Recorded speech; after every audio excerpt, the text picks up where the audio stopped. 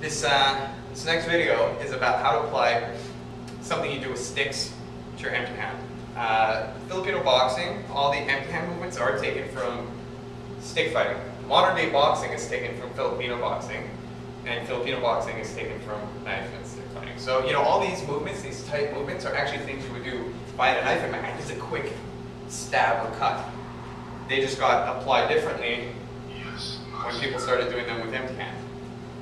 The reason is because if I were to do old school boxing and leave my hands out like this, and he were to leave his hands out like this, and we could box all day from here, you know, that old style, put them up. If I had a knife in my hand and he had a knife in his hand, we'd be cutting each other's hands up and just coming right in. The whole reason Filipino boxing developed really tight is because when you have a knife, you kind of want to keep your whole arm protected and close to you and just suddenly cut fast, right? And then you can come in and do all your damage. But you want to attack his weapon before you attack the rest of him. Same kind of got taken over to boxing. You stay really tight and you kind of extend really quick. That's where the jab came from. So I'm just going to go over a few motions you do with a stick. If you've trained Filipino martial arts, you'll know them. And if you haven't, I'll show them to you really quick. It's just right over here. You're going to parry, check, come across, parry, check, come across. It's a standard stick movement. It's when you do this with sticks. If I had sticks with me, I would show you, but I don't right now. And with empty hand, it's just with your palms open. Or here, back fist punch, here, back fist punch. I'm going to show the application now. It's pretty simple, and there's a lot of ways this movement can be applied, and it generates a lot of power. So one more time, it's just here, and you see I turn my entire hip. I go here. I don't want to just do it with my arms, I want to do it with my hips. So it's almost like I'm throwing my arms. Here, here, and my shoulders come up to protect my head as well when I'm doing it. Right? So the first one is he's going to throw a punch. It doesn't matter which side, but he'll throw a punch. I come inside, I come across, and I drive across. In real time, it's boom, right across. And it's really explosive. It generates a lot of power, and it's very hard to block. If you do it that fast, he's not going to have time to react. Okay? Here, here. In slow motion, I parry, I check. I'm actually driving out here as I turn, and I baseball punch type thing. And here, and it's like an overhand punch.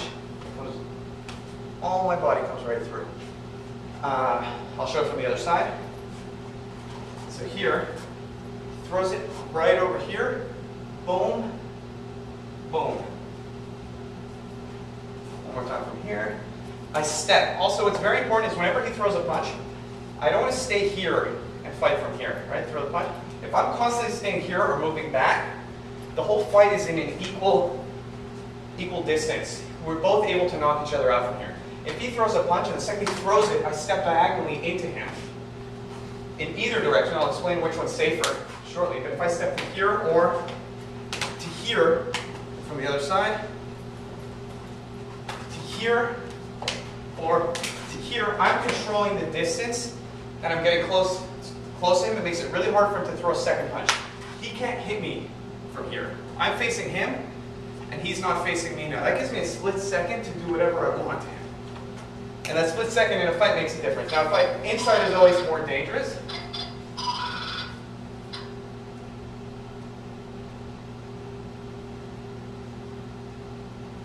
Turn that off.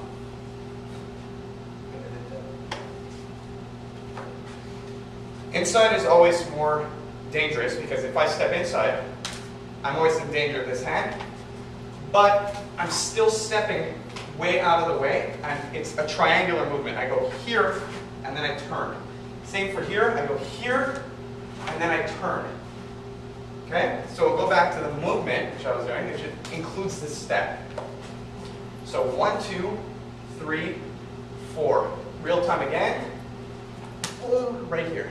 Now, the way you practice this is he'll just hold this arm out, and just hold this hand out. Hold them open. Okay, and just hold them up like that. Now, what you're going to do is you want to get used to having a strong smack. When I block his punch, I want it to hurt him. So he's going to stand here with his hand, and all you're going to do is stand right in front of this, step, and smack. You can do it with your hands open or with them closed, like a punch or like a back fist. This is a back fist, and this one comes across as a punch. This one can be open or closed. This one can be open or closed. One more time, so you're here, boom. Here, boom. So you just practice like that. And he'll feel it in his arm. I'm being gentle now, but if you do it fast and hard, you go like that, he'll really feel it. Smacks or punches. Next application. Okay, he throws it. Same thing, except now he's going to just put up his hand and check. Yeah. All I'm going to do is I'm going to pull it down and come across. Again, here, boom. So whenever I feel him block, I just use that and I come across and drive through. Here. A lot of boxers will have their hands up, right? And it's very hard. This is impossible almost with gloves on. It's more feasible with MMA gloves or empty hand street fighting. But here, as this comes and he checks, I just pull down, and this actually gives me a lot more power because I'm yanking his body on. Blocking. So here, boom. If he blocks, here, boom.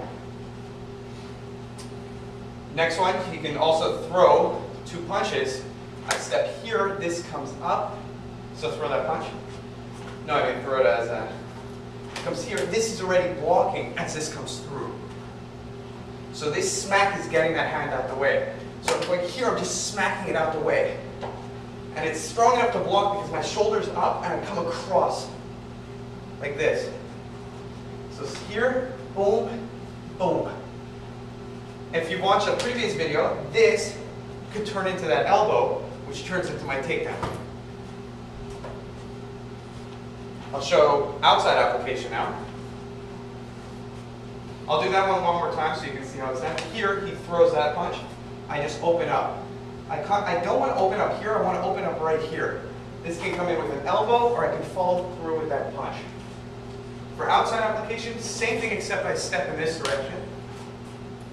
I come here, I punch, and I come over. Here, punch, over. One more time, slow motion. Here, I'm checked, punch, and in full speed, it's boom, right here. If I want to take him down, he throws it, I go here, I hit him, I come across, this hand goes straight to the lower back. This alone, this smack starts to hurt. It's like a kidney smack, and it damages him a bit. So he throws it, go here, smack, and at the same time, this hand that was going to come for the overhand right just comes to his chin, and I take him down. Slow motion again. Here, and take him down. Show it one more time. Here, smack the lower back. This is really important. You have to control his lower back when you do this. I come on the chin, and I don't push back. I turn his chin slightly sideways and then back, and the pressure is down. Once I offline his spine, once his spine is here, all I have to do is push down. He'll feel like he's going straight into the ground. Again, in slow motion. Here, here. Really easy, and it does work. Again, and I still get this hit to here. I'll show an inside way to get control of the person. So I go here, same thing, I'm going to come across. Now I'm going to step to here. I'm going to throw a knee, come for an underhook, and just drive it into the ground. Show it from the other side. There's a million clinch techniques. We'll go over them over time. These are just some basic ones and a good way to learn to control someone. So he throws it, I go here and I hit. I don't bother following up with the overhand now. I just stay here and I come under. Okay, so I come under, I knee, and as you can see I circle while pulling on his head and I twist him down into the ground. The pressure alone from the underhook here to here, I can start applying pressure. It's called a gable grip. I gable grip my hands if I want. I can start applying pressure right to his arm here. feel the pressure on your arm? This can snap his arm right here, or it can take him down from here. If I want, I can control his neck too and just keep driving him into the ground. So those are two takedowns. One's from the outside, from here, and one is from the inside, from here. Remember, you don't need to worry so much about that hand because you're kind of stuffing it the second you back fist. This is already, you can't throw that hand now. It's too late. My shoulder comes up to protect, and I'm already driving him away, and if I couldn't get here in time, once again, I use this one to block.